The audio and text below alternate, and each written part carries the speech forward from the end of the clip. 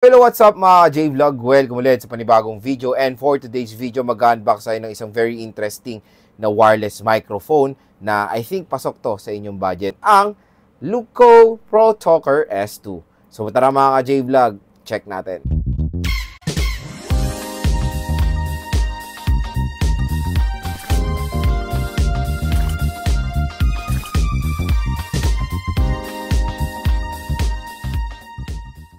So yun, naghahanap ba kayo ng isang wireless microphone na magagamit sa inyong pagko-content? So yan, meron na tayong gamit, pero to is for Type-C kasi. Alam nyo naman na mga iPhone 15 users ngayon, medyo nahihirapan maghanap ng mga microphone. Kasi kunyari for me, si Kyla, di ba?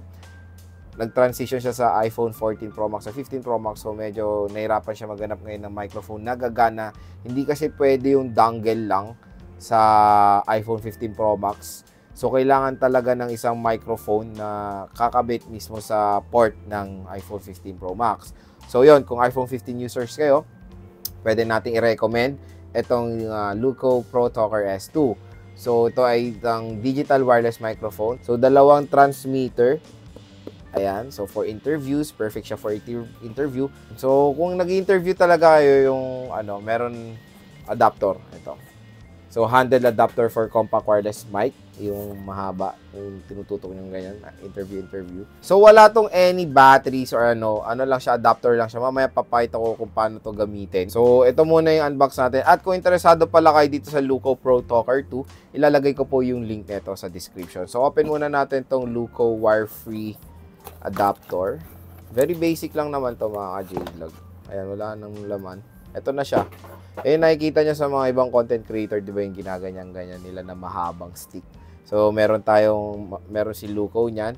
Pag ginalis yung ganyan, yan lang naman. Very basic, walang any electronics dito. Adapter lang talaga siya, so parang mahabang stick lang. Na mamaya papaitan natin kung paano ilagay dito yung Pro Talker S2. So, ito na yung ating wireless microphone ni Luco. So, kung interesado kayo dito, of course, ilalagay ko rin yung link nito sa description. So, ayan yung sa likod niya, meron tayong mga features. Tulad na lang, meron siyang dual channel receiver nga. Meron tayong HD audio, live monitoring, smart noise cancellation. Ito talaga yung pinaka-importante while doing content, lalo na sa outdoor, is yung meron magandang noise cancellation. So, hopefully, di ba, ma-meet ng standard ko yung noise cancellation nitong Luco. Meron siyang light and ultra compact siya. So, wide compatibility siya dahil Type-C nga. Alam niyo naman ang Type-C sa universal port yan. 20-hour battery life and portable charging case. So, ito yung box niya. So, hanggang 250 meters ang kanyang operating range. Open na natin to. At kung interesado kayo dito sa Luco Pro Talker S2, ilalagay ko po yung link nito sa description. Ayan, listen na natin yung plastic niya. So, ito siya. So, tama-tama, di ba, nag-green hills tayo mga J-Vlog. Perfect talaga yung mga mics na ganito. So, open na natin yung box. Okay, ito siya. So, tingnan muna natin yung content nito. Ano ba ang laman? Okay, uy, nice. Meron tayong pouch and leather siya mga J-Vlog, in fairness ha. Plus points agad sa pouch, leather. Meron tayo, of course, mga wind guard, yung mga balay-balahibo. Siyempre, dalawa yan dahil dalawa yung ating transmitter. So, yun. Meron tayo ditong Type-C cable, maliit. Maliit lang siya.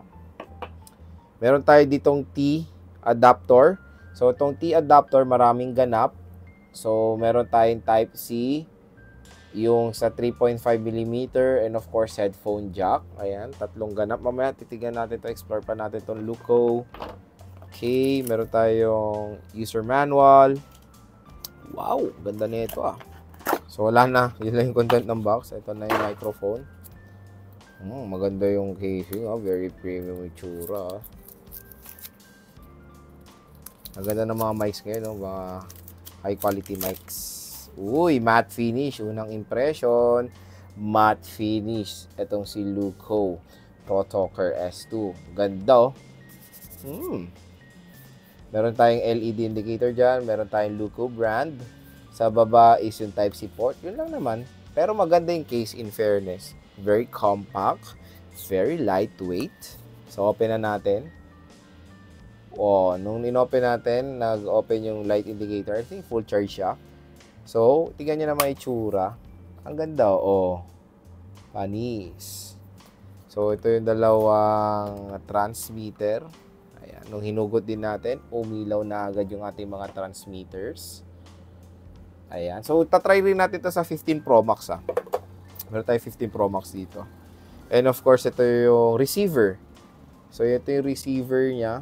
Dito is yung Type-C port. Pero meron tayong charging pin contacts for the charging case. So, maganda dito may charging case siya. Kasi yung mga affordable na microphone or wireless microphone tulad netong akin gamit natin, wala tong charging case. So, isa-isa nyo tong china-charge to be honest. Pero dito, salpak nyo lang, mag-charge na. Very hassle-free siya. So, Type-C.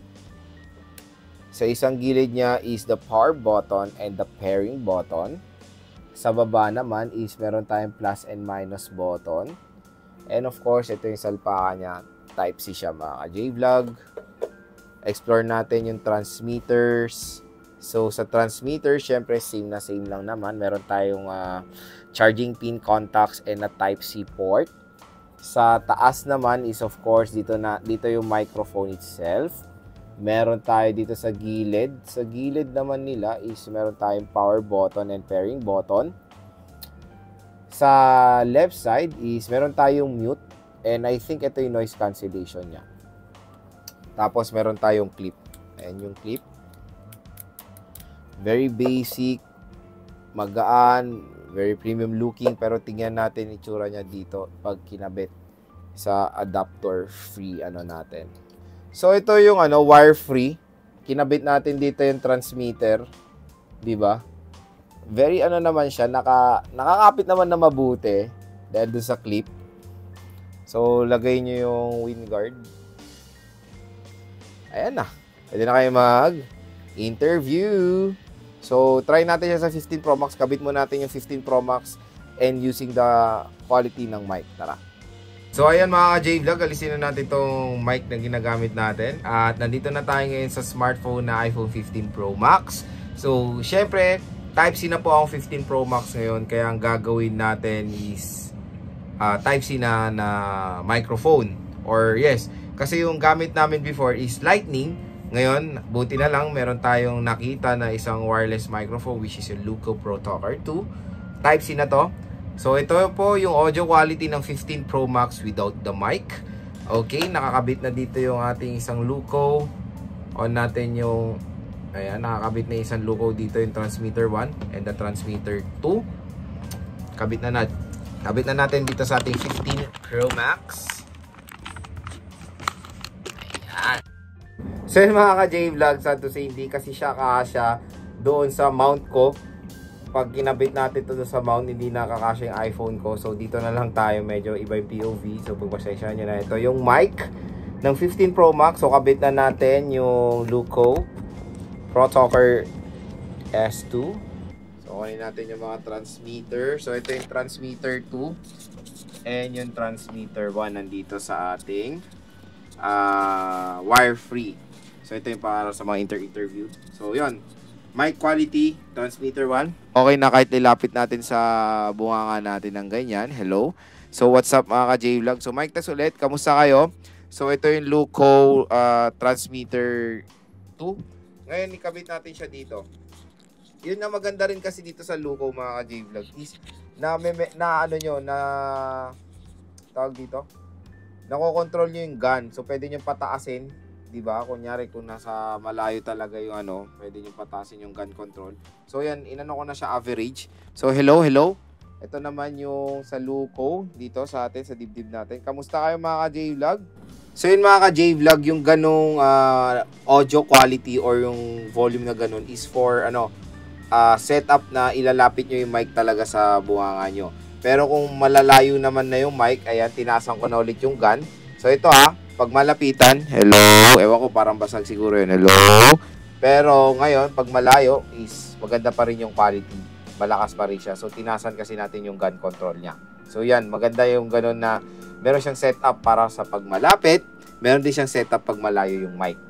So, yung mga J-Vlog yung unboxing and hands-on natin dito sa Luco Pro Talker S2. Napakaganda na itong wireless microphone na to. So, kung iPhone user kayo, iPhone 15 user, yung may Type-C na, and of course, Androids, computer and camera, pwede rin itong Luco Pro Talker S2. Ang ganda ng quality niya mga ka-J-Vlog. And of course, meron din siyang yung adapter, yung wire-free for interviews. So, kung ang content nyo is a lot of interviews, magandang i-recommend itong Luco Pro Talker S2. Maganda yung quality niya. May noise cancellation siya mga ka-J-Vlog. And syempre, easy pairing lang din siya. So, kung interesado kayo dito sa Luco Pro Talker S2, ayan ang ginagamit nating quality ng mic ngayon. Yan, ilalagay ko po yung link na ito sa description.